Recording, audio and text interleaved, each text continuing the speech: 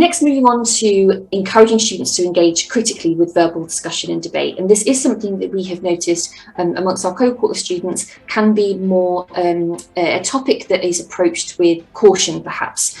Explaining your views and opinions is quite exposing. And so finding methods and ways to do that with your group can really help when it comes to, for example, the perspectives part of a curriculum or the writing to persuade part of a curriculum. And if this works across the board as well for younger students and older students. But I am going to let Toks explain how he does this as a barrister. He is very adept at discussion and debate and loves to encourage those skills in his students. Now, Toks is an English tutor with Talent-Ed, which is one of the many hats that he wears, including being head of the Junior Lawyers Division at the British Nigeria Law Forum, a barrister, and most recently he has been named as one of the most influential people of African descent under 40. Now, Toks is here to share insights into working with small groups of English students and how tutors can use their own passions to support students both in their verbal and written work. What he'll be covering is how to encourage verbal contributions, building confidence from verbal to written work, and how to engage students with the English curriculum through verbal discussion and debate. So with that, I will hand over to our wonderful tutor, Toks. Thank you very much, Abby. So good morning to you, or afternoon, evening, depending on what time that you are watching this video. So as has been mentioned today, we're going to basically try to learn how to enhance English tuition for small groups. And specifically, we're going to cover 3 topics today. Firstly, how to encourage verbal contributions. Secondly, building confidence from verbal to written work. And thirdly, how to engage students with the English curriculum through verbal discussion and debate. Turning to the first point today, encouraging verbal contributions. Firstly, it's very important from the very beginning to build rapport with our students. And we can do this by finding common ground. For example, my students and I have bonded over the most trivial things, like the movies we watch. DC versus Marvel. Can you feel what The Rock is cooking? Hello, suckers. Anything at all that you can find to build that sense of commonality is something which I'd encourage you to find from early on, and to continue to build that rapport throughout your sessions. So for those who teach in particular online, it's highly beneficial to also set out the expectations from the start. So an expectation could very well be, I expect that everybody will make important, respectful contributions at least once throughout the day, so that they know that what they have to do. Secondly, when it comes to the matter of the topics we teach, the topics matter. One of my favorite topics to teach is debating and public speaking. Clearly, as a barrister, that's something which I enjoy teaching as well, especially because it stimulates active participation from the students. So here's an interesting fact which I actually start my sessions with, and it's this. So according to an American research study, the fear of public speaking actually outranks even death, which, when you think about it, is a little bit bizarre. So people would rather you shoot them in the head than to actually give a speech. And the fact that this is such an interesting point is something which I use to engage conversation and elicit a response from my students. So furthermore, debate and public speaking is something which is very important in terms of the curriculum more broadly, and most especially highly relevant to viewpoint writing, which is something that a lot of students have traditionally struggled with.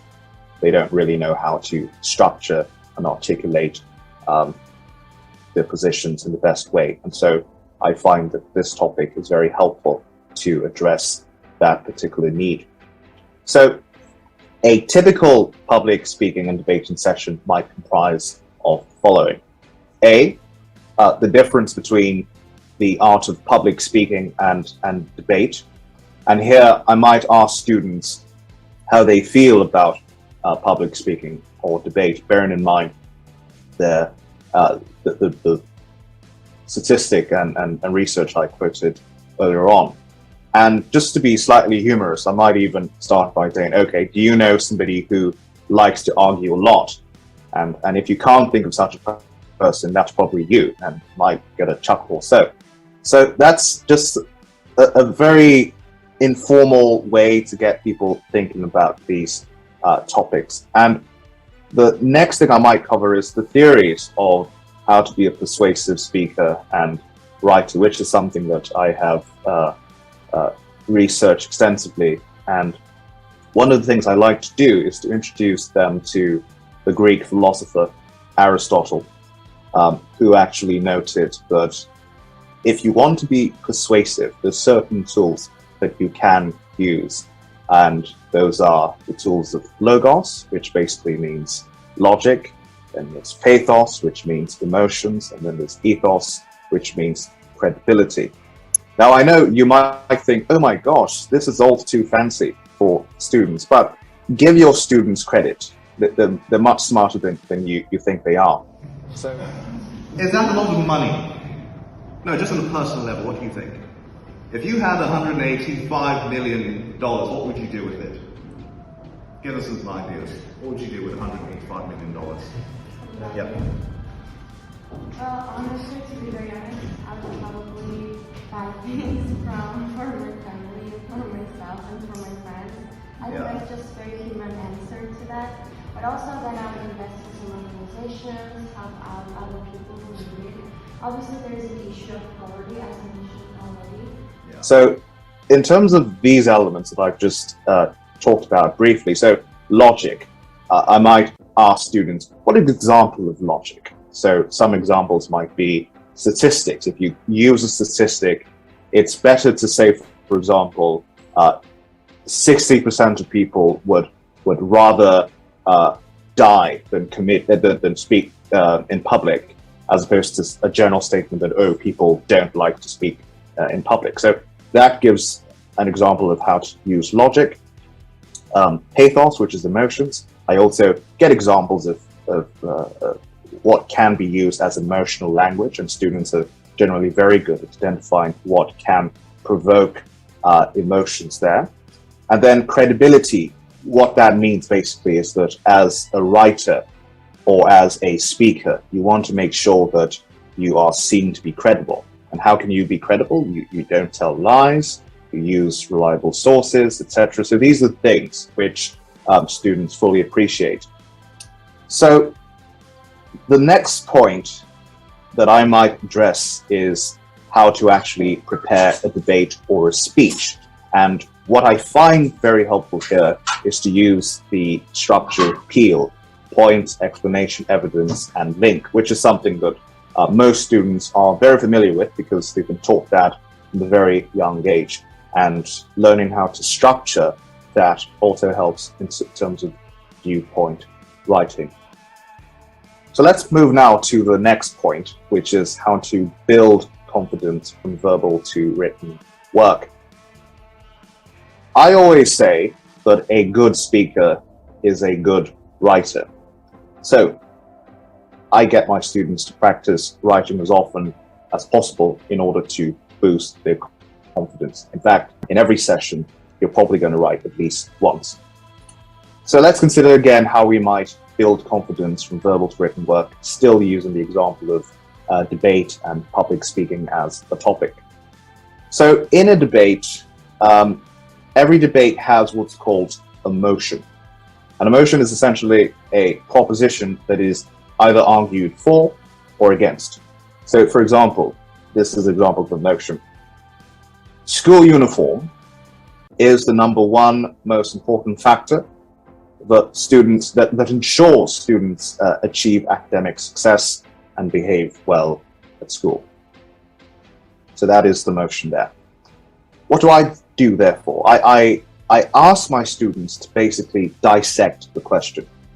And by this, we critically evaluate whether this proposition is sound or not. You might ask questions like, is school uniform really the most important factor that would lead to good behavior and academic success?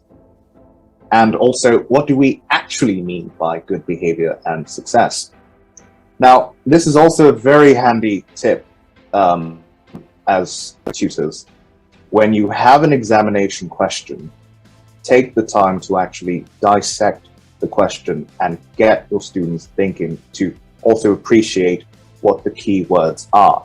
Is it explain? Is it evaluate? Is it discuss? Those are indicative words that gives direction in terms of what you're supposed to do. I feel that not many people actually pay sufficient attention to the questions themselves. So that's certainly a tip that I would offer. And another way for you to continue to build engagement and critical thinking is by asking questions and follow-up questions. I think that as tutors, some tutors feel a bit shy, might just ask one question and that's it. But feel free to dig in a bit. Okay, so I don't quite understand. Can you explain a bit more? Okay, that's interesting. And then perhaps get the student to engage with another student's response, get them to challenge each other in a respectful way so that they can feel more confident in having these intellectual and stimulating conversations. Secondly, for each point your student comes up with, it's very important to get them to write down their responses. So you can write that down on a piece of paper, or you can write that down perhaps, or type it down rather, on the computer. So this ensures that they get comfortable with articulating their thoughts and also writing it down. One thing I like to do in particular is when I see a summary from a student, and I feel there's a better word that they might use, I might throw in a fancier word and explain what that means, and get them to repeat it or to write it down as well. So that way they also build their vocabulary. Thirdly, make sure that you always model good work for your students, and that's a principle that we at Talent-Ed really appreciate, the principle of modeling answers. So I personally have sample plans for pretty much everything. So how to debate using the PEAL structure: point, explanation, evidence, link. I get my students, for example, to challenge me to debate the most random topic. So that way I demonstrate the ability to think on my feet, the ability to cope with pressure, and also how to listen effectively. Ultimately, our approach as tutors should be to lead by example, and your students in turn will follow. So the final point for today is how we engage students with the English curriculum through verbal discussion and debate. I think that it's very important to remind students of the curriculum. And if they're about to sit the exams, also remind them what the relevant assessment criteria is. Recall that I mentioned debate and public speaking is relevant to viewpoint writing. So what does the exam require? So in English Language Paper 2, question 5, which of course deals with viewpoint writing, so it may require students to communicate clearly, effectively, imaginatively. So get your students to also assess the work they've done, be it written work or verbal work, based on this criteria. Do you think that you've communicated as clearly as you could, or as effectively, or as imaginatively? And if not, how can we make sure that you hit those goals? So, for example, you might need to use more of a range of literary tools. Maybe use a rhetorical question here, maybe use a simile, a metaphor. Just try and get them to engage with the criteria. So, going back to public speaking, debating, when I teach that, I always have in mind the criteria. But ultimately, I want to do more, which is to develop their confidence and also their critical thinking skills. And to that end, as part of encouraging verbal discussion and debate, I like to also get the students to compare and contrast the similarities or differences in form and substance of different texts and speeches, because that really gets them in a good shape ultimately for the exam, but also as a useful life skill. So let me now summarize the main points from today's discussion. A, to encourage verbal contributions, you should seek to build rapport from the very start and pick a very good topic. B, build confidence from verbal to written work. You can do so through getting your students to answer questions. You ask follow-up questions and you get them to engage with each other. And also importantly, get them to write down their thoughts and ideas. And finally, always have the curriculum in mind. So I hope you found these tips useful. And if you incorporate these ideas, I'm pretty sure that you're going to see a remarkable transformation in the way that you tutor.